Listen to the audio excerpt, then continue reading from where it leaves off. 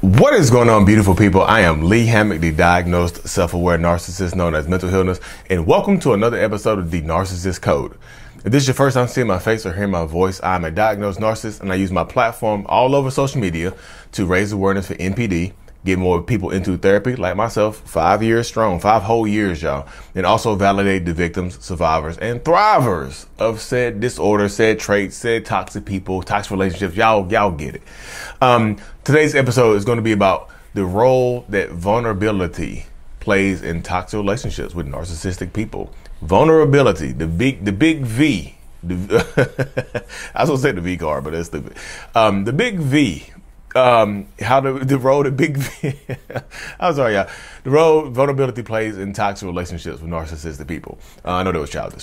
But yeah, vulnerability is to a lot of narcissists, not for all narcissists. This is not speaking for all narcissists. I know a lot of people come to my channel like, Lee speaks for all. He doesn't speak for all narcissists, y'all. Just to let y'all know, people don't like. Y'all, everybody knows I don't speak for all narcissists. Shut the hell up. Be killing that. I heard crying and whining. I was just, goodness gracious. But yeah, but seriously, a lot of narcissistic people tend to see your vulnerability or your expression of vulnerability as weakness sometimes. And so this is gonna be like a two-parter, y'all. I'm gonna talk about the role vulnerability plays for the survivor or the person dealing with the toxic person, and I'm gonna talk about the role that vulnerability plays for the toxic person. All in one video. This is not with 2 parts. 2 parts in one video, 2 for 1. So narcissistic people tend to see your vulnerability as a weakness. It just does. We don't, like, this is me, my personal perspective. Like, I understand being vulnerable. I truly do, y'all, because I've been putting work in on myself for so long. I understand the vulnerability. But when I see it in movies, when I see other people expressing it in real life, I just like, why are you being so open to this person? They can use that against you.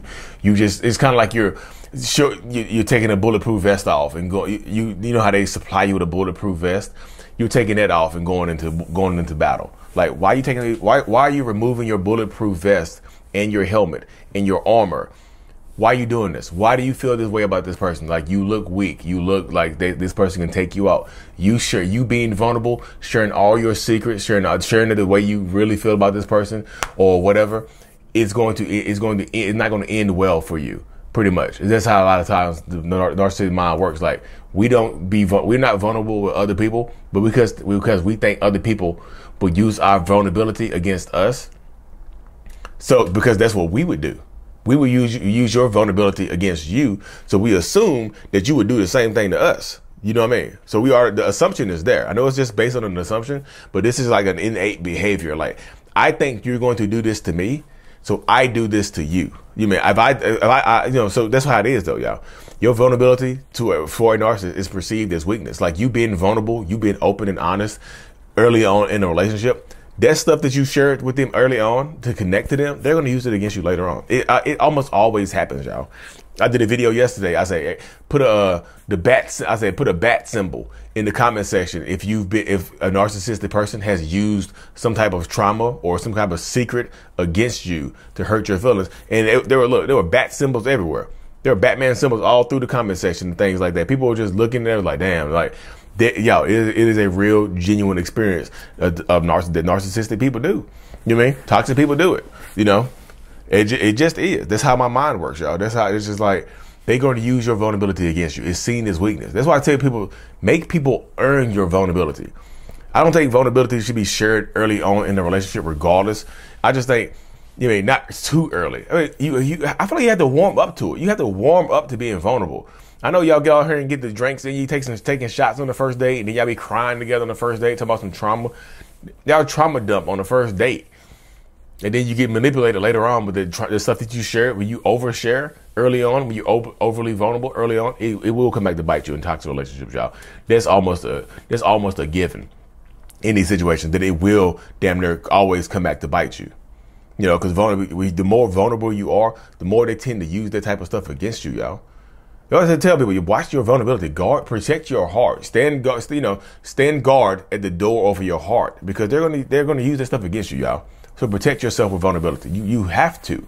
You may. Because your vulnerability, I know you want to be vulnerable. I know you want to be open and honest and vulnerable to this person. I know you want to. You know what I mean? I know you're like, okay, to get closer to this person, I want to be vulnerable with this person. And hopefully they'll be vulnerable with me back. But typically that's not how it works when you're dealing with a narcissistic person, y'all.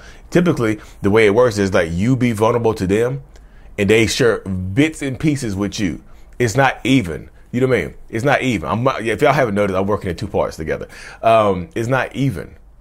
You'll be vulnerable with them. You'll share some type of childhood trauma. You'll share some type of open and honest moment with them, some kind of connecting moment with them, and they'll give you little bits and pieces back. Sometimes they'll share an open and honest moment with you and sometimes that moment, their open, honest moment, their open, honest vulnerability they're doing with you will be a lie. You know what I mean? Because when you need that narcissistic person to be vulnerable with you, like when they need help or when they're hurting or when they're in pain or they're dealing with some kind of actual emotional struggle, they'll bottle it up, y'all. We bottle up our vulnerability. As a narcissist, we bottle it up. A lot of us bottle it up. And we keep it in. We hold it in. And because we think that vulnerability leads to shame. You see what I'm saying? We think that vulnerability, you use our vulnerability against us as a weapon. You'll weaponize our vulnerability against us. And you'll stab us with it later on. And you can shame us. You can shame us with our vulnerability. That's why you see a lot of toxic narcissistic people that protect themselves. It's just a protection mechanism. Well, Lee, how can we get them to be open and honest and vulnerable? Let me see how to say this with some tact. I keep trying to tell people, y'all, it's like, I get it. I understand that you love and care about this person. But sometimes you have to accept that person for who they are if you want to stay with them, because they're not going to change who they are. This is not in any way, shape, or form me telling you to stay in a toxic ass relationship. That's not what I'm saying. I'm saying that this is more likely that you accept them for who they are than them actually changing their behaviors and treating you better for an extended period of time. It's more likely that you will, it's more likely that you will change who you are to be with them, as opposed to them changing who they are to be with you. You see what I'm saying? Because that's how it goes, yo. I tell this to people all the time, but people combat me. People don't want to listen to me. I'm just like, okay, don't listen to me. Prove. I think some people want to prove me wrong, even though I come on here, I'm vulnerable with my platform is me being vulnerable. I don't share 100% what's going on in my life, but I'm vulnerable enough to help other people. You know what I mean? My vulnerability is a rarity in the narcissistic, toxic person community. It just is. In the NPD community, my vulnerability online, social media wise, in my own personal life is a rarity. And I know people see my page and stuff like that. Like, if only I can get my partner to be vulnerable like Lee Hammock, maybe we can make it work. Y'all, some people are fine with who they are. There's a lot of people out there that are absolutely 100% good with who they are, and they expect you to accept them for who they are. Why, if you love me, you wouldn't try to change me. You would change yourself to be with me. And y'all would change yourself to be with them. And then you'll be unhappy. Y'all would rather live in a perpetual state of unhappiness than let somebody go. You will just hold on, hoping and praying that this person will change out. If they are not willing to work on themselves for real, not no play, reading online here and there. I'm just about for real. They have to be want to work on themselves for real. And not for you. What do you mean not for me? Not for you. They have to want to do it for themselves. They cannot do it for you. They have to want to do it for themselves. They just absolutely have to. You know what I mean? They have to go. Vulnerability is scary. I told you vulnerability is scary to narcissistic people because we think we were going to be open and vulnerable to somebody and they're going to use this against us. That's why we don't go to therapy. It's not that we don't think there's a problem. Yeah, a lot of narcissists know that there is a problem. I think when people just, it's such a simplistic thing to say that narcissists don't think they're the problem. They think everybody else is the problem. Yeah, most narcissistic people that I've talked to in the self-aware groups that I've talked to, they know that they are a problem. Before they got diagnosed, before they suspected that they were narcissists, they knew there was an issue. They knew there was an issue, but it is easier to blame you than it is to take it and look inwardly. But we know that there's something going on with us. We know it. But we talk ourselves out of it. Like, am I the problem? Is it me?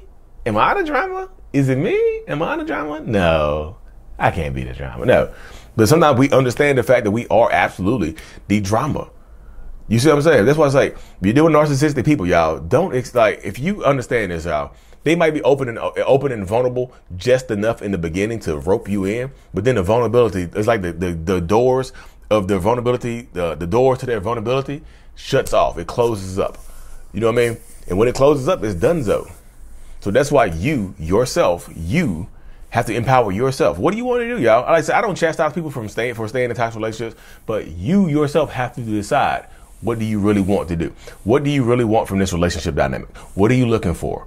You see what I'm saying? Because it does fall into you. It does fall into you. It does fall on you. It absolutely does. So you have to decide what you want. You have to decide, like I said, if they're not being vulnerable with you, like, look, I think true love, authentic love requires consistent vulnerability. Not just bits and pieces here and there, just enough to keep you. Narcissistic people will breadcrumb their vulnerability. They'll give you just enough vulnerability to keep you on the hook, to keep you in this relationship dynamic. You know what I mean? A lot of narcissistic people, like I said, because they view vulnerability as weakness coming from other people, we understand, like, you want vulnerability. You know, we say, okay, you need a little bit here. Here's a little bit here and there. Here's some tears to keep you happy. Things of that nature right there. But again, y'all, at the end of the day, you have to decide what you want to do, because you have to empower yourself. Anyway, y'all, I know this video ran on longer than what they normally do. Thank y'all for tuning in. Like and subscribe for more. And as always, mental illness is out. Peace.